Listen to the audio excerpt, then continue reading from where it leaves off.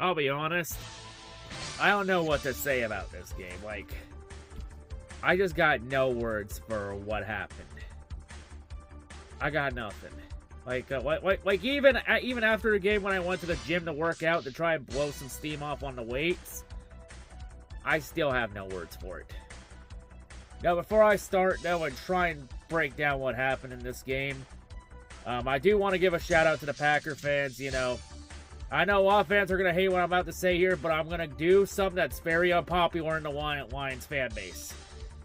I'm going to give Green Bay their flowers and congratulate them on the win, like a real adult.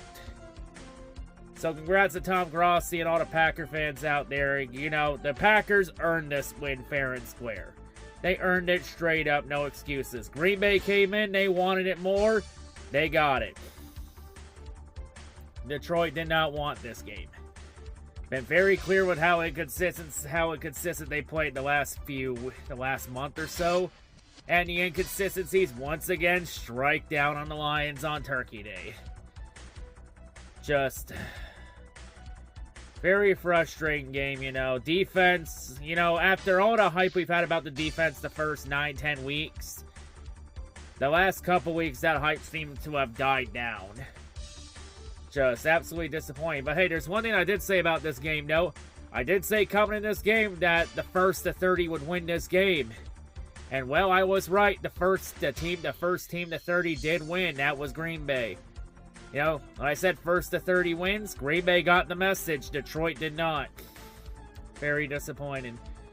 But hey, you know, I do want to wish everybody, Lions and Packer fans and everybody in the NFL online football community, a happy Thanksgiving. Hope you enjoy your time with your loved ones and stay safe during this holiday season.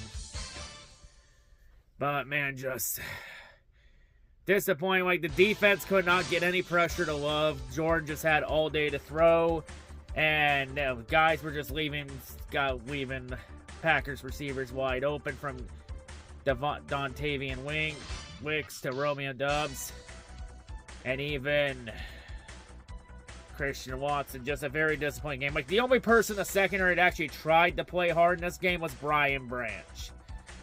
Just a very disappointing game overall. Offensively, the offense did everything they possibly could, even despite bad O-line play. Like, this game is not on Jared Goff. It's not Goff's fault that the secondary blows their assignments and the O-line just completely plays like dog crap. Like, hell, you want to know how you know the Lions' O-line play is bad? When they have to go and get Frank Ragnow to come out of retirement, which I was honestly shocked about the Ragnow coming out of retirement news. I did not think that was going to happen, but I guess Frank Ragnow must have got bored on his fishing and hunting trips and decided he wants to come back. But it might be a little too late. If maybe this was like a month ago, this could have been a good move. If it was like mid-season near the deadline, that might be a little too late. Especially with how big a hole now the Lions dig themselves in this game. Like, hell, for fuck's sakes, Goff didn't even turn the ball over at all. In fact, neither team turned the ball over in this game. Well, outside those 2 times the Lions failed to convert on 4th down, if you want to count that, which I don't.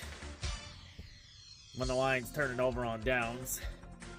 And let's be honest about this game, the refs were not the reason why the Lions lost this game. Let's just get that out of the way right away. The refs were not the reason why the Lions lost. Like, the Wicks catch that everyone says that wasn't an incompleted catch, it was a catch. He had the 2 feet in, and he had the ball secured. I mean, the ball never touched the ground, for fuck's sake, so I don't know how you can say that wasn't a catch when you already had the 2 feet in and the ball never touched the ground. But, I mean, the other one, everyone complained about the false start that should have been called instead of a timeout. That was complete BS. Like, that was a complete false start, and that happened well before Matt LaFleur called the timeout. But even despite that, the Lions didn't do good enough to win this game. Like, yeah, some of the reffing was bullshit in this game, but Lions didn't do themselves any favors. I mean, at the end of the day, the Lions are playing the Green Bay Packers, not the Green Bay refs. At the end of the day, the Lions had 60 minutes to not put themselves in a position where where the refs could dictate the outcome of this game. And the Lions didn't take advantage of it. You know what doesn't help the Lions' case in this situation? Not being able to convert on 4th down twice. I mean, the first time that you can argue that was play call, or maybe Gibbs' lack of execution from Gibbs. But I think it was probably a bad play call there on 4th and 3 near midfield. And oh yeah, who would have thought after that, that would have led right to a Green Bay touchdown? Who could have guessed that? I mean, the second time the Lions went for it on 4th down, that was the right play call. But that was just lack of player execution from J-Mo. Like, J-Mo, you're wide open in that situation. You gotta catch the ball in that situation. Especially when it's right there in your hands. But, I mean, that was really the only blemish for J-Mo out of this, out of a really stellar game, with J-Mo stepping up after Amon-Ra went down with the ankle injury. Well, all I say is with Amon-Ra going down is all the fucking leftists in the Lions Twitter community that let politics cloud their judgment will be happy about that. Yeah, imagine being happy about an injury because of fucking politics, you fucking morons. Plus Amon-Ra isn't even a mega supporter, you dumbasses. But you know, Delph's gonna Delph, I guess, right? But yeah, there are times where I fucking hate the Lions fan base. Especially the ones that always blame the refs for everything because it's easier to take the easy way out than to actually take responsibility and actually face the facts and look at the real issues on the team.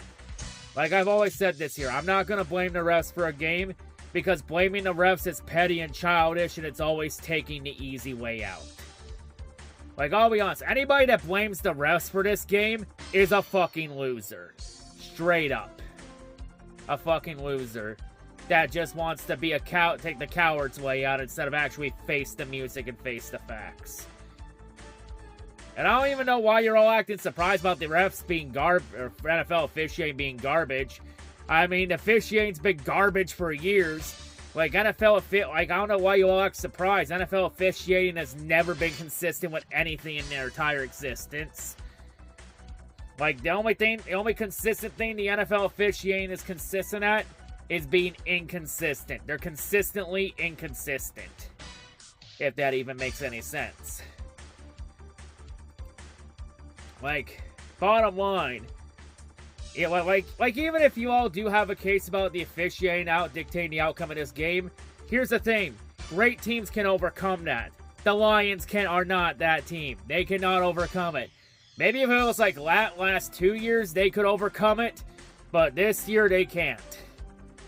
Just because of their inconsistent issues where they win a game, lose a game, win a game, lose a game.